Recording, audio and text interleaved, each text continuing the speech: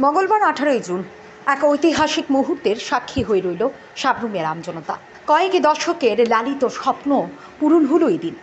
Sabroom rail station থেকে মঙ্গলবার কলকাতা শিয়ালদার 13174 ডাউন কাঞ্চনজঙ্ঘা এক্সপ্রেস সকাল 6:20 যাত্রা শুরু করল।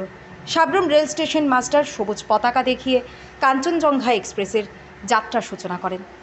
গতকাল 17 জুন পশ্চিমবঙ্গের ফাঁসি দেওয়া এলাকায় 13174 আগরতলা শিয়ালদা কাঞ্চনজঙ্ঘা এক্সপ্রেস দুর্ঘটনাগ্রস্ত হওয়ায় সাবরুম রেল স্টেশনে কোনো উদ্বোধনী অনুষ্ঠান হয়নি।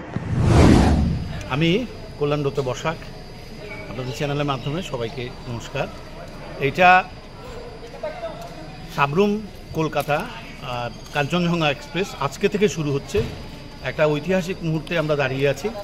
এটা সাবরুম প্রান্তিক শহর, ত্রিপুরার একেবারে দক্ষিণ প্রান্ত। সেখান থেকে সুদূর কলকাতা প্রায় 1800-1850 কিলোমিটার এইটা পাড়ি দেবে। এইটা সাবরুমবাসীর কাছে এবং ত্রিপুরাবাসীর কাছে একটা অত্যন্ত আনন্দের দিন। আমরা সেই শুভ দিনে আজকে যাত্রা শুরু করছি।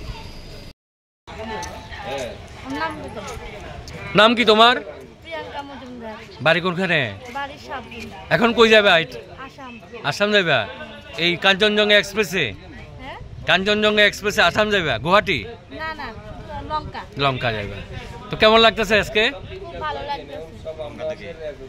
লঙ্কাতে কি বাড়ি? শ্বশুর বাড়ি না এমনিতেই?